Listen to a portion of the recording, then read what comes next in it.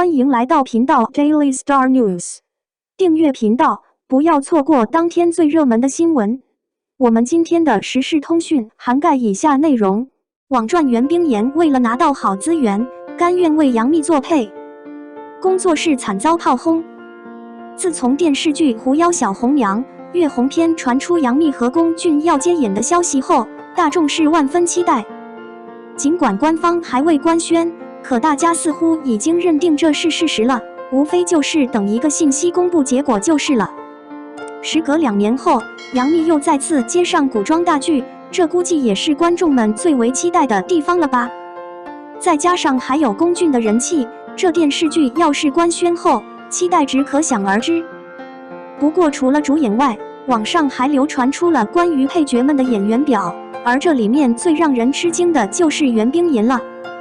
根据名单信息来看，袁冰妍将接演女二涂山雅雅这个角色，而另男二则是张云龙。张云龙很好解释了，毕竟是杨幂旗下的艺人，只要有他的作品开拍，似乎总能够看到这些熟悉的演员。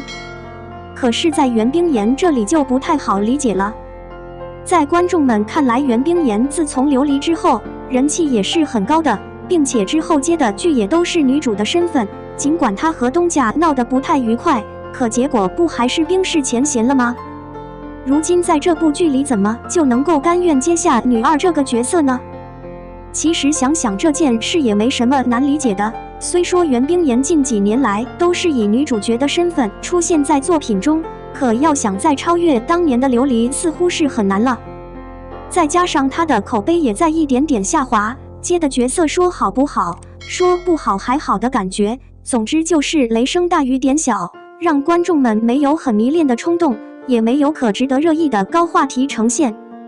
所以在这些结果面前，袁冰妍也得为之后的角色好好计划一番，哪怕不是女主角，可如果资源好，主演能够拉动起电视剧热度的话，那还是可以去尝试一下的。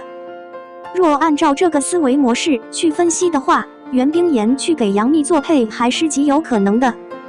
要知道杨幂的人气恐怕2个袁冰妍都不及，如果角色足够吸引人的话，势必也会成为下一个顶流不是？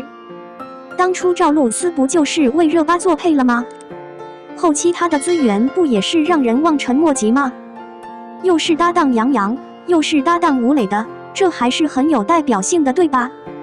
那袁冰妍为了好资源，为了杨幂甘愿接下女二的角色，这也不是不可能，只是对于袁冰妍的粉丝们来讲，一下子接受这样的现实确实有点难。毕竟袁冰妍大多数的作品都是女主角，即便她没有杨幂的知名度高，可工作室也不能接下这样的角色安排呀，这不就相当于是自降身份了吗？袁冰妍好歹也是流量女演员，一下子从女主角的身份跳跃到女儿的角色上，尽管对方是杨幂，可粉丝们也是难以接受的。所以袁冰妍工作室就遭到了炮轰，粉丝们留言表态称，如果接不了女主的戏，干脆就不要接。本来就缺资源，最后商务也没有，综艺也没有，所有反黑全靠粉丝端着，从来不在第一时间维护自己的艺人，请问你到底在干嘛呢？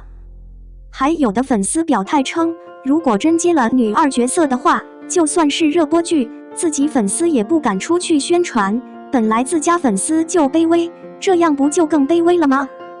更有人放出狠话，说如果接了女二，那自己就退出粉丝群，转成路人，眼不见为净，也不用在这里看着心烦了。看来对于袁冰妍接下女二的消息，粉丝们一时还是很难接受的，所以大家将怒火都发在了工作室身上，因为所有的工作安排都是工作室在操办，即便接不到大戏，可也不能接下女二的角色呀。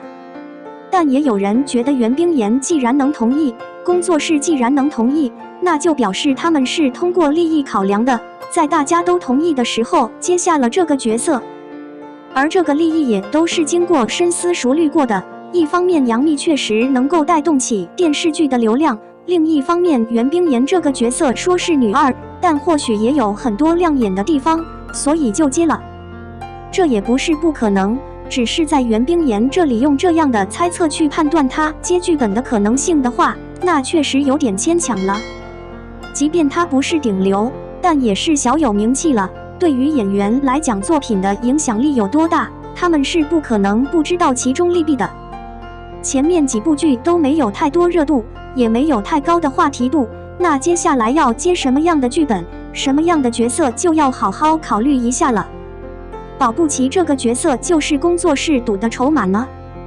只是在粉丝们看来，这样冲动的决定是百害而无一利的，所以他们怒骂工作室多少也是能够理解的。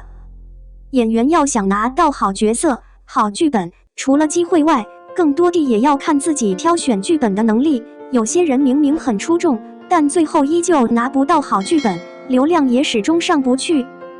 那在这样的情况下，就要好好整合一下资源，好好为接下来的角色做一番努力。粉丝们说的也不差，搞点商务，参加点综艺节目录制，也不失为一个好办法呀。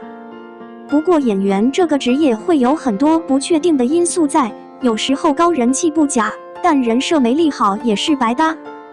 而有的时候明明是小事情，可因为舆论的走向让自己不得不在现实面前低头，这些都是需要公司和公关来左右起来的。眼下的时代里，什么东西都是需要包装一下的，一个普通苹果卖1块钱，一个被包装起来的苹果，那就是平安果的价格了，这就是差别。有时候改变不了现状，我们只能学着去适应它。一个人的能力是有限的，也是无限的，在这里不发光，在那里或许就星光熠熠了呢。